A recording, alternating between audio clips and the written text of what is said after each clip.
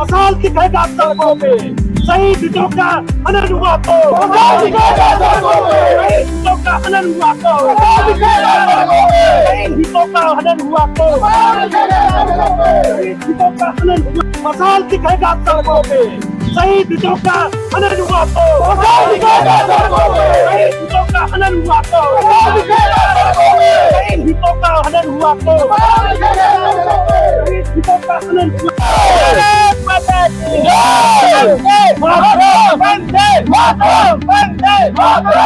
शहीदों का हनन हुआ तो सिंह है, मैं पूर्वांचल किसान संगठन का अध्यक्ष हूँ, किसान नेता हूँ। आज किस मुद्दे को लेकर आए आप? देखिए, आज बहुत बड़ा एक गंभीर मुद्दा है। बहुत दिनों से देखिए बनारस जिले में एकमात्र शहीद स्मारक है और वहाँ पे आज तक राष्ट्रीय ध्वज नहीं लगा। आज तक कम से कम 51 फीट का एक राष्ट्रीय ध्वज लगाना चाहिए। सरकार जगह जगह पार्कों में राष्ट्रीय ध्वज लगवा रही है, रेलवे स्टेशन पर लगवा रही है, लेकिन ये सबको ध्यान देने की जरूरत है कि आखिर झंडे का असली हकदार कौन है। सबसे पहला जो है झंडा कहाँ लगना चाहिए। तो अंग्रेजों भारत छोड़ो 1942 में जब गांधी जी ने कहा था, उस समय जो है 5 सोलापुर क्षेत्र के शहीद जो है और वो लोग जो है गए और जो है सोलापुर थाने के गेट को तोड़ा और हमारे देश पे जो अंग्रेजों का जो झंडा फहर रहा था थाने पे, उस थाने के झंडे को जो है उतारा उन्होंने ब्रिटिश हुकूमत का, झंडे को फाड़ कर जला दिया। और जब देश के राष्ट्रीय ध्वज को वहां लगा रहे थे, उसी समय अंग्रेजों के द्वारा जो है गोली चलाने का आदेश हो गया और गोली चल गया और उसी में जो है 5 हमारे क्षेत्र के जो है शहीद हो गए और 5 शहीदों के सम्मान में आज तक वहाँ 51 फीट का 101 फीट का राष्ट्रीय ध्वज नहीं लगा। इसलिए आज हम लोग आए हैं बनारस में कि कम से कम देश का बनारस जिले का कम से एकमात्र शहीद स्मारक है जहाँ पे आंदोलन या लड़ाई जो है हुआ केवल झंडे के लिए। तो झंडे का असली हकदार कौन है? आखिर उन लोगों का सपना कब साकार होगा?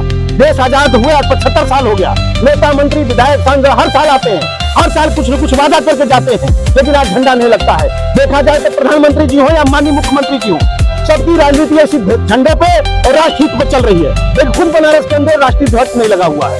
तो हमारी मांग है कि इसको लगाया जाए, क्योंकि यहाँ के जो अधिकारी है सीख क्या रहे हैं, ये अंग्रेजों से सीखे लगान कैसे लिया जाए, ये अंग्रेजों से सीखते टैक्स कैसे लिया जाए। इसलिए आप जाइए बनारस, जहाँ शहीद स्मारक सोलापुर है, वहाँ पे एक ही ब्लॉक के अंदर इन्होंने 2 टोल लगा दिया है और जहाँ टोल लगाए 2 किलोमीटर बाद सड़क नहीं है और टोल पे इनको झंडे लगाने में 9 लाख 5 लाख 7 लाख दिख रहा है। लेकिन तो हमने RTI लगाया, पता चला जो टोल बना रहे हैं लोग 9 करोड़ 900 लाख 1200 लाख रुपया का इन्होंने टोल टैक्स बना लिया। जनता से टोल टैक्स वसूल रहे हैं, लेकिन उनको झंडे की याद नहीं आ रही है, उन शहीदों का सम्मान की याद नहीं आ रही है। इसलिए हमारी मांग है कि 10 दिन 12 दिन में आप जाइए, निरीक्षण करिए माननीय जिलाधिकारी महोदय जी, यहाँ के जिले के शासन प्रशासन। 10 दिन बाद अगर आप लोगों ने निरीक्षण करके उस पर कोई भी कार्य नहीं किया तो हम लोग सीधे जो है माननीय प्रधानमंत्री जी, माननीय मुख्यमंत्री जी को और माननीय गृह मंत्री जी को हस्ताक्षर अभियान करा के हम लोग पत्र भेजेंगे और 26 तारीख तक वेट करिएगा माननीय प्रधानमंत्री जी, मुख्यमंत्री जी की तरफ से।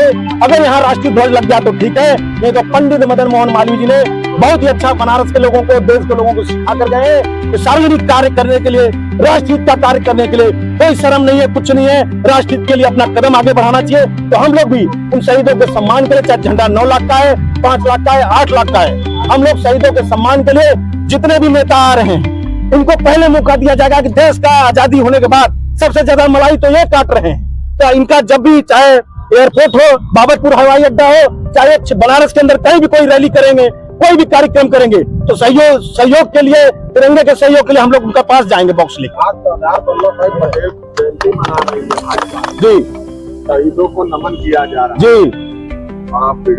हम पीड़ित नहीं है, ये पूरे बनारस के लोग जब पता चलेगा तो वो पीड़ित होंगे कि जब एकमात्र यही शहीद स्मारक है तो वहां पे राष्ट्रीय ध्वज क्यों नहीं लगाया गया। आप पटेल जी का बना रहे हैं, आप बनाइए, आप गांधी जी को बनाए, सबको बनाए, लेकिन जो हमारे जो क्षेत्र के जो शहीद हैं तो उनको भी तो सम्मान मिलना चाहिए ना, जिन्होंने अंग्रेजों की गोली खाया उसी झंडे को लिए। तो हमारा कार्यक्रम की भैया वहाँ पे शहीदों का तरफ से झंडा होना चाहिए, उनके सम्मान में राष्ट्रीय ध्वज लगना चाहिए, क्योंकि वहाँ पे सांसद और विधायक दोनों हैं, वो दोनों लोग अलग अलग पक्ष के हैं, दोनों अलग अलग पक्ष के हैं। तो हमारा कहना है, एक आदमी है जो दाल मंडी घूम रहे हैं केवल, अरे भैया शहीदों के पद पे कब लगाओगे झंडी? सांसद जी आपको छोड़ दो दाल मंडी, लेकिन कब छोड़ेंगे वो समझ में नहीं आ रहा है। वही टी राम जी, त्रिभुवन राम जी भी है, कब लगेगा? शहीदों का सम्मान कब होगा? तो पक्ष भी है विपक्ष भी है। कहते हैं गुलशन में खिलने से पहले जब कलियां मुरझाए, माली तू ही फैसला कर दे, हम किसको दोषी ठहराएं? किसान, जवान, नौजवान, इस क्षेत्र की जनता आखिर किसको दोषी ठहराएगा?